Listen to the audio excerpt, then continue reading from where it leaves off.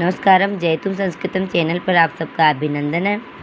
आज हम कक्षा 8 का प्रथम पाठ सुभाषितानी पढ़ने जा रहे हैं।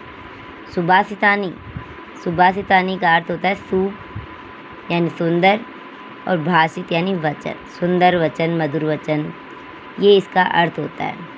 जैसा कि नाम से ही प्रतीत होता है सुंदर वचन, मधुर वचन, तो ये जो भी श्लोक आएंगे वो बहुत ही अच्छे और सरल भाषा में आएंगे।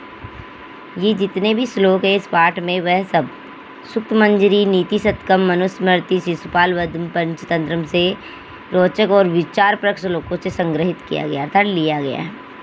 अब हम देखते हैं प्रथम श्लोक, जिसमें गुणा मिस गुण, गुणगेषु मिस गुणियों में, गुणा मिस गुण, भवंती मिस होते हैं, गुण गुणियों में ही गुण होते हैं, ते मिस वे सब, निर्गुणम मिस निर्गुण को, प्राप्य मिस प्राप्त करके, भवंती मिस होते हैं, दोषा मिस दोष, वे ही गुण निर्गुण को प्राप्त होकर दोष कहलाते हैं या दोष बने जाते हैं।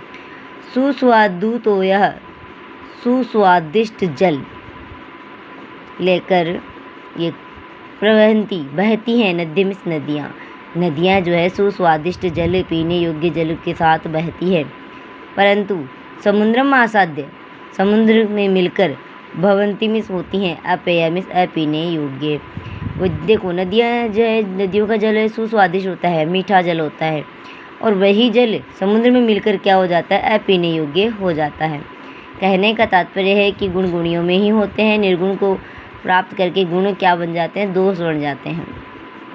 और जिस प्रकार की नदियों का सुस्वादिष्ट जल नदियों में बहता है तब तक तो क्या होता है, मीठा होता है, पीने योग्य होता है, और जैसे ही वो समुद्र में मिल जाता है तब वह अपीने योग्य हो जाता है। दूसरा श्लोक है, साहित्य संगीत कला विहीन, साक्षात पशु पुच्छ विषाणहीन, तृणम न खादन अपि जीवमान, तद्भाग्यदेयं परम पशुनाम। कितना अच्छा श्लोक है। देखिए आप, साहित्य में साहित्य, संगीत में संगीत, कला में कला, विहीनम मिस विहीन, कला से विहीन, साहित्य संगीत कला से रहित, साक्षात मिस साक्षात वास्तव में, पशु मिस पशु है, जानवर है, पुच्छ विषाणहीन, पुच्छ मिस पूछ, विषाण मिस सींग, हीन मिस रहित, साक्षात बिना पूछ और सींगों वाला जानवर है। तृणम न खादन अपि जीवमान, तृणम मिस घास, न मिस नहीं, खादन मिस खाते हुए भी, जीवमान मिस जीवित है, तद्भाग्यदेयम परम सौभाग्य, तद्भाग्यदेयम यह उन पशुओं का परम सौभाग्य है, यह उन पशुओं का परम सौभाग्य है कि ऐसा जानवर बिना घास खाए भी जिंदा रहता है। अर्थात साहित्य संगीत कला से रहित जो भी मनुष्य होता है वह बिना पूंछ और सींगों वाला जानवर होता है, साक्षात बिना पूंछों वाला, बिना सींगों वाला जानवर होता है, जो घास न खाते हुए भी जिंदा है, और यह पशुओं का परम सौभाग्य है। तीसरा श्लोक, लुब्धस्य नश्यति यश पिशुनस्य मैत्री, नष्ट क्रिया कुलधर्मस्य धर्म, विद्याफलं व्यसीन, कृपणं सौख्यं राज्य प्रमत सजीवस्य नराधिपस्य। लुब्धस्य लालची का, नश्यति मिस यश नश्यति में नष्ट होता है, यश मिस कीर्ति, लालची का क्या हो जाता है, लोभी का क्या नष्ट हो जाता है, यश नष्ट हो जाता है। पिशुनस्य मैत्री, पिशुनस्य चुगलखोर की, मैत्री में मित्रता नष्ट हो जाती है। नष्ट क्रियस्य कुलम, अर्थपरस्य धर्म, नष्ट क्रिया वाला जो कर्म नहीं करता उसका क्या हो जाता है, नष्ट क्रिया वाला, जिसकी क्रियाएं नष्ट हो चुकी हैं उनका कुल नष्ट हो जाता है।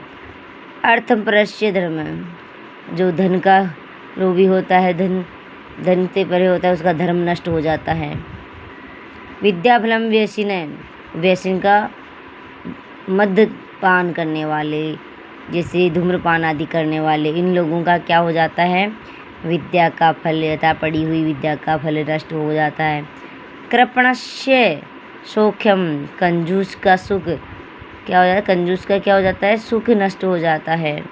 राज्यम, इस राज्य का प्रमत सजीव, प्रमत्त उन्माद करने वाला जो सचिव मंत्री होता है नष्ट है उस राजा का।